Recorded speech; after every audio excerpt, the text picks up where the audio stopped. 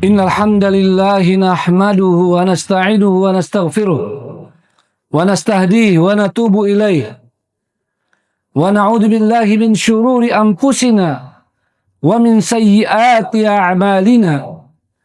May yahdihillahu fala mudilla lahu wa may yudlil fala hadiya lahu. Asyhadu an la ilaha illallah wahdahu la syarika lahu wa asyhadu anna Muhammadan 'abduhu wa rasuluh la nabiyya ba'da. Allahumma salli wa sallim wa barik wa zid ala hadha an-nabiyyil karim wa ala alihi wa ashabihi wa man tabi'ahum bi ihsanin ila yaumiddin.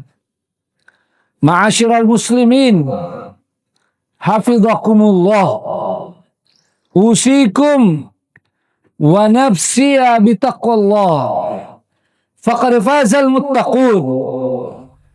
Wa ahuthukum ala ta'atillahi wa ta'ati rasulih la'allakum turhamun. Hari ini di penghujung Ramadan dan sebagian dari kita bahkan telah melaksanakan salat Idul Fitri. Mari selalu memperhatikan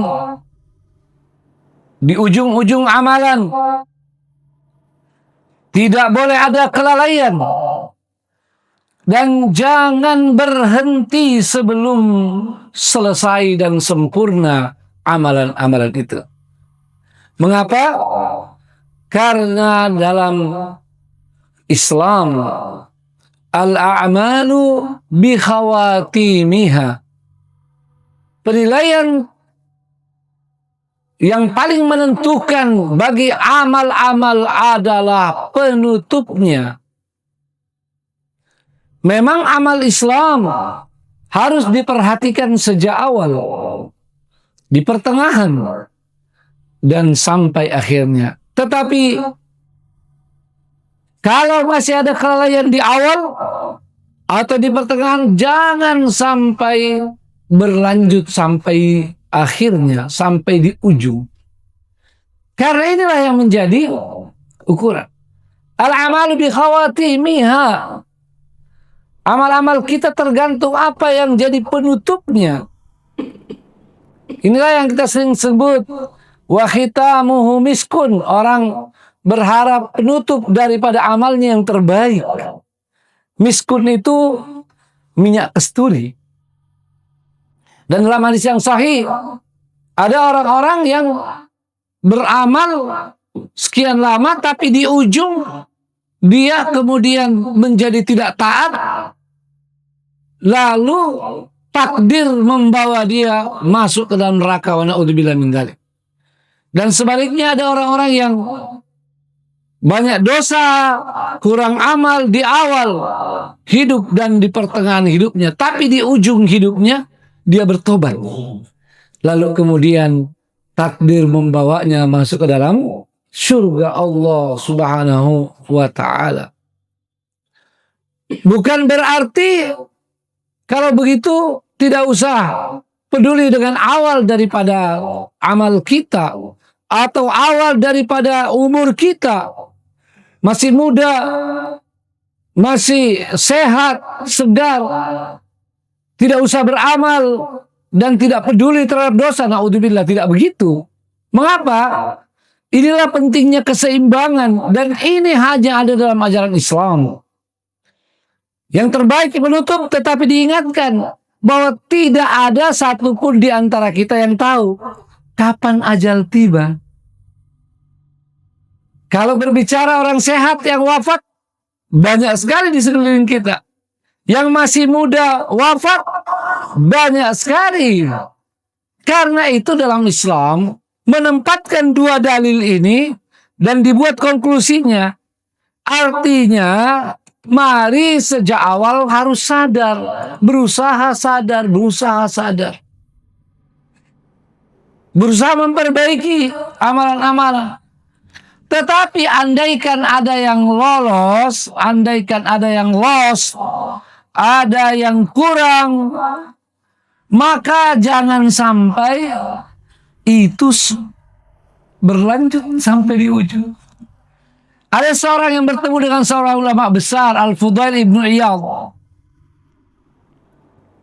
Ditanya usianya berapa, Pak? Dia bilang 60 tahun. Oh, 60 tahun. Kamu udah hampir sampai. Orang itu spontan mengatakan, inna lillah wa inna ilaihi raji'un. Segala kita ini semuanya dari Allah dan akan kembali pada Allah. Ditanya lagi oleh sang ulama, tahukah Anda apa arti ucapan itu? Dia bilang, saya tidak tahu. Kalau terjemahannya atau makna umumnya tahu. Tapi makna hakikinya apa, ya Imam? Katanya, siapa yang meyakini ucapan itu, artinya dia yakin dia akan dihisab di hadapan Allah SWT. Ya kan, kita akan kembali pada Allah SWT, itu maknanya. Kita sering mengucapkan inna lillahi wa inna ilaihi raji'un, tapi dia menjadi sesuatu yang otomatis saja di lidah, tidak diikuti hati. Kita hanya karena ada musibah, ada orang wafat, meninggal, kita ucapkan itu seolah-olah sekedar ucapan belasungkawa. Padahal sesungguhnya yang paling inti dalam ucapan itu adalah di penggalan keduanya. Wa inna ilaihi raji'un. Kita akan kembali kepada Allah SWT. Dan kalau tahu akan kembali pada Allah SWT, artinya kita harus tahu, kita yakin, kita akan dihisab di hadapan Allah SWT. Wa man husiba udzib. Siapa yang dihisab, sesungguhnya itu sudah awal daripada penyiksaan. Wa na'udzubillah min dzalik. Di hari kiamat nanti, jangan dulu bercerita tentang neraka. Jangan dulu bercerita tentang surga. Saat kita berkumpul di padang mahsyar, di sanalah pertama kesulitan, pertama kesusahan, pertama kepedihan, pertama kecelakaan bagi orang-orang yang hidupnya tidak dalam iman dan takwa pada Allah Subhanahu wa taala. Sebab di sana nanti di padang mahsyar, saat semua manusia dari yang pertama sampai paling terakhir, dari bangsa jin dan bangsa manusia berkumpul di sana, matahari menjadi sangat dekat kepada setiap orang. Ingat, kepada setiap orang sesuai dengan amal-amalnya, sesuai dengan imannya. Mari sedikit membayangkan bagaimana padang mahsyar yang pasti akan kita datangi. Sanalah kita akan tersiksa luar biasa. Sebab matahari begitu panas bagi orang-orang yang kurang iman. Apalagi kalau hilang imannya di dunia ini. Wa na'udzubillah min dzalik. Orang-orang yang banyak dosa dan kurang amalnya. Maka ketika ini disampaikan kepada orang itu, tiba-tiba dia menangis. Barulah dia sadar, oh, urusan ini tidak gampang. Urusan ini bukan sekedar ucapan. Akhirnya dia minta, ya Imam, apa petunjuknya? Apa sarannya? Apa nasihatnya? Berkata Al-Fudail ibnu Iyadh rahimahullah, perbaiki yang sisa dari umurmu. Niscaya Allah SWT akan mengampuni yang sudah lewat. Ya. Resepnya sederhana. Perbaiki apa yang sisa, Allah SWT akan ampuni yang lalu. Tapi kalau kau lalai lagi, yang sisa ini kau sembrono, kau tidak pedulikan, tidak perhatikan, terus berbuat dosa, lalai, dan tidak memperhatikan amal soleh, maka engkau akan dihisab dengan yang lalu dan yang sekarang. Artinya dari keterangan tersebut, dan ini sejalan dengan ayat dan banyak hadis, dengan ayat-ayat dan banyak hadis, juga dengan apa yang kita telah sampaikan di awal khutbah tadi. Mari setiap ada kesempatan kesadaran, jadikanlah itu seolah-olah sebagai checkpoint terakhir. Sama dengan Ramadan kita ini, sekarang sudah di ujung. Apalagi yang sudah usia 60 tahun ke atas. Ini benar-benar jadikan sebagai checkpoint terakhir. Hati-hati, boleh jadi di depan tidak ada checkpoint lagi yang bisa menyadarkan kita. Ya, tidak ada checkpoint. Kan kalau ada checkpoint, kita bisa diperiksa, belum lengkap nih, belum cukup syarat-syaratnya, kita masih bisa perbaiki. Ya, tapi kalau tidak ada checkpoint, kalau memang kita jurusannya ke jurang, naudzubillah, neraka langsung. Ya, sebaliknya kalau kita ke surga juga langsung. Ya, hati-hati, ini mungkin checkpoint terakhir. Mari di ujung Ramadan ini kita kembali melakukan muhasabah. Muhasabah. Muhasabah itu apa? Mengingat-ingat tentang amal-amal kita. Mengingat-ingat tentang perbuatan kita. Mengingat-ingat tentang dosa-dosa kita. Dan itu kita lakukan sendiri. Sendiri. Dengan diri kita. Duduklah sejenak. Duduklah sejenak. Di mana saja. Bisa di masjid, bisa di kamar, bisa di mana saja. Muhasabah. Yang kemudian membawa kita kepada banyak istighfar. Mohon ampun kepada Allah Subhanahu wa ta'ala. Ya Allah, betapa banyak kekurangan aku ya Allah. Di Ramadan ini pun kelalaian-kelalaian banyak yang terjadi ya Allah. Banyak dosaku ya Allah. Tetapi ampunanmu lebih luas. Bukan saja dari dosaku, tapi dari langit dan bumi ini. Mohon ampunlah dengan sesungguhnya. Dengan sebenar-benarnya. Dengan sepenuh hati. Karena boleh jadi ini Ramadan terakhir buat kita. Bahkan mungkin setelah ini kita dipanggil oleh Allah Subhanahu wa ta'ala. Mohon kepada Allah. Dan berdoa. Ya Allah, terimalah amalan-amalanku dengan segala kekurangan-kekurangan. Ulang-ulangi, taqabbalallah. Ya Allah, taqabbal minni. Kalau sendiri, kalau bersama-sama, taqabbal minna. Terimalah ya Allah. Anggaplah kita sebagai seorang yang memberi hadiah atau berjualan. Sadar barang kita ini banyak kekurangannya. Tapi kita mau pembelinya orang yang baik hati. Minta, dan Allah SWT Maha Pengasih, Maha Penyayang. Mohonlah. Dan kemudian jangan lupa mohon ya Allah. Berikan aku kesempatan ya Allah. Selama aku masih di dunia, beri aku ya Allah kesempatan. Beri aku usia untuk memperbaiki apa yang kurang. Sampaikanlah pada Ramadan yang akan datang. Dan Ramadan sesudahnya. Agar aku dapat memperbaiki apa yang kurang. Dan berusaha maksimal meraih ridhamu, rahmatmu, ampunan dan ganjaranmu. Doa ini sangat penting. Dan ini dicontohkan oleh para sahabat Nabi. Ridwanullahi alaihim ajma'in. Bukan saja mereka berdoa di ujung Ramadan. Setelah selesai Ramadan. Bahkan selama berbulan-bulan selalu doanya. Ya Allah, terimalah ya Allah. Terimalah. Ampunilah kekurangan kami. Lalu kemudian setelah itu, ya, 6 bulan sebelum Ramadan mereka terus berdoa, ya Allah, sampaikan kami kepada Ramadan. Balighna Ramadan.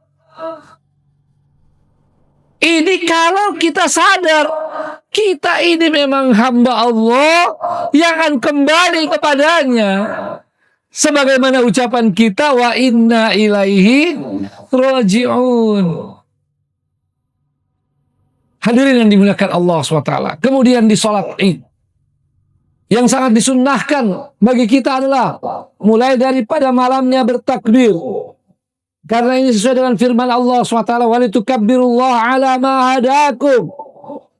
Ucapkan bukan saja ketika bersama-sama di masjid atau di lapangan setelah mau sholat Id, tapi sejak maghrib, di mana saja, di rumah, di kantor, lagi di perjalanan. Allahu Akbar, Allahu Akbar, Allahu Akbar. La ilaha illallah, Wallahu Akbar. Allahu Akbar, walillahil hamd. Diulang-ulang terus. Allahu Akbar, Allahu Akbar, Allahu Akbar. La ilaha illallah, Wallahu Akbar.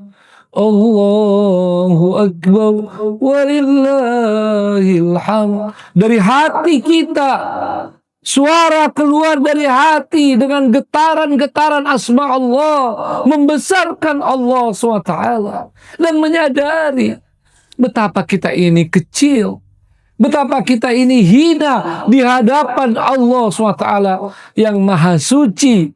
Sehingga kita ingin jiwa kita terbang kepada yang maha suci, dan dia menjadi suci sehingga nanti mendapatkan ridho Allah dan surganya.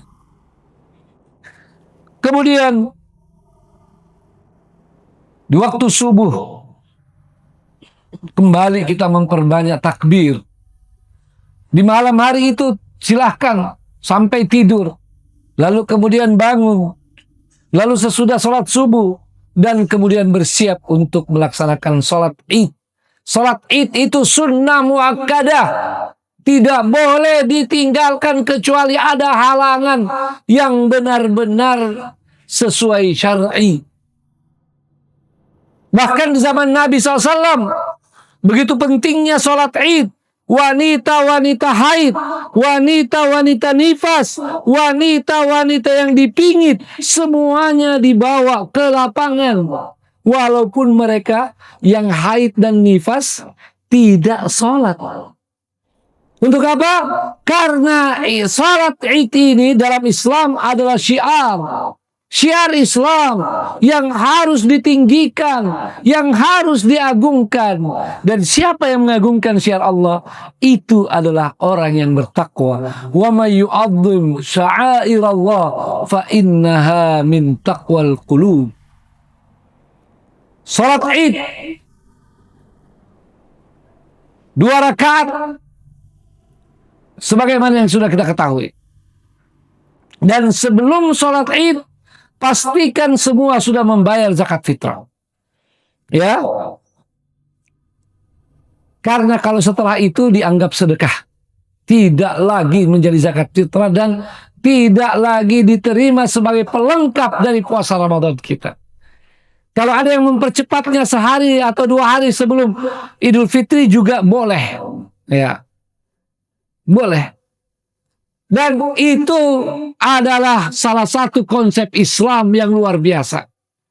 Ibadah Ramadan bukan saja ibadah mahdha yang membawa diri kita ini, ya, membawa diri kita untuk dapat pahala, tapi juga secara sosial. Ibadah Ramadan ini datang menjadi solusi yang luar biasa.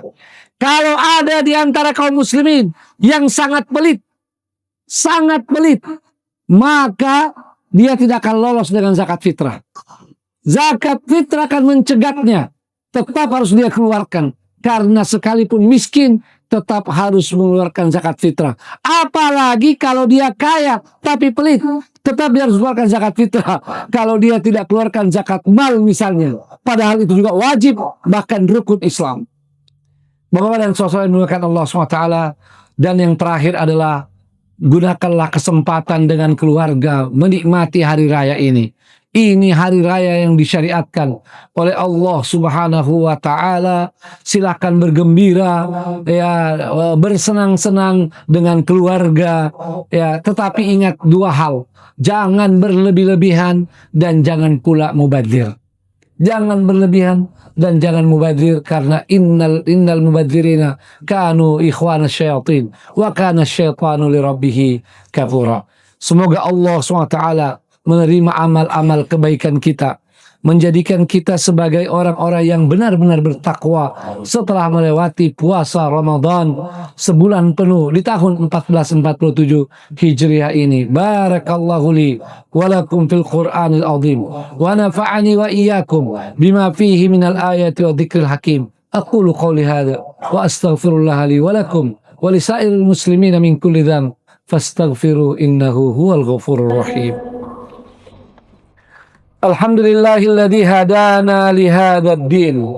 Alhamdulillahilladzi bi ni'matihi tatimmus shalihat. Asyhadu an la ilaha illallah wa asyhadu anna Muhammadan 'abduhu wa rasuluh. La nabiyya ba'da. Allahumma shalli wa sallim wa barik wa zid ala hadzal nabiyil karim wa ala alihi wa ashabihi wa man tabi'ahum bi ihsanin ila yaumiddin. Wa ba'd. Sekalipun kita bergembira, mari terus jaga ketakwaan kepada Allah SWT. Dan salah satu tandanya, jangan lupakan saudara-saudara kita, kaum fakir dan miskin.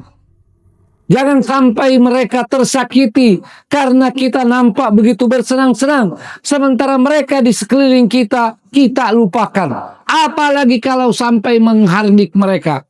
Kalau tidak memberi, maka paling tidak ucapan-ucapan yang baik dan senyuman kita untuk tidak menyakiti hati mereka. Dan bahkan andaikan ada yang memberi tapi menyakiti, na'udzubillah, itu dilarang dalam Islam. Qaulun ma'ruf wa maghfiratun khairun min sadaqatin yatba'uha adza. Perkataan yang baik itu lebih utama daripada pemberian yang diikuti ucapan-ucapan yang menyakitkan hati. Wa na'udzubillah min dzalik.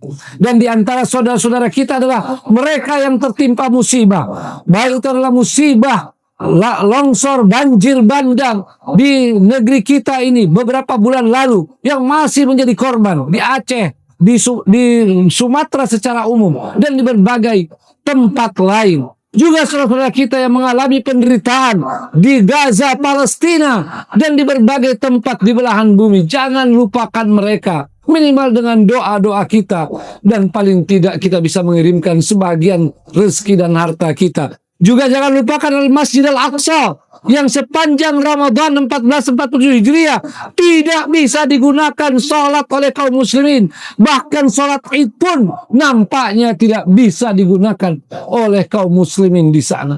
Ini adalah kewajiban kita, karena itu kiblat pertama dan dia adalah masjid ketiga, masjid suci kaum muslimin, masjid agung kaum muslimin. Maka mari paling tidak dengan terus mengingat, berdoa, bahkan kalau bisa bersuara melalui medsos kita, melalui upaya-upaya kita, sampai Masjidil Aqsa terbebaskan dan sampai Palestina merdeka.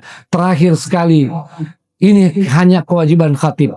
Sebetulnya tidak enak mengingatkan, tapi kalau tidak mengingatkan saya bisa dosa.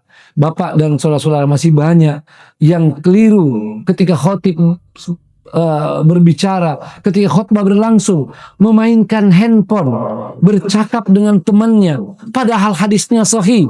Itu adalah perbuatan sia-sia dan minimal kata para ulama bisa menghilangkan pahala sholat Jumat.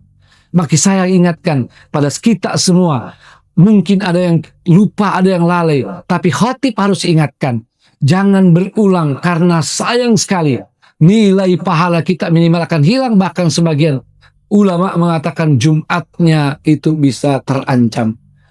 Semoga Allah SWT senantiasa membimbing kita, menjadikan kita orang-orang yang benar-benar beriman dan bertakwa kepadanya.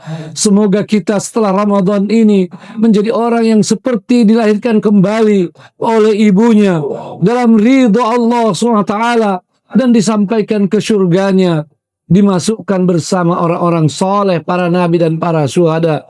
Ya Allah, ya Rahman, ya Rahim, ya Dzal Jalali wal Ikram, Engkau yang maha tahu akan kelemahan kami, akan kekurangan kami, akan kelalaian kami. Ya Allah yang maha pengasih lagi maha pengampun, ampunilah kami. Ampunilah seluruh dosa kami dan dosa kedua orang tua kami dan orang-orang yang kami cintai.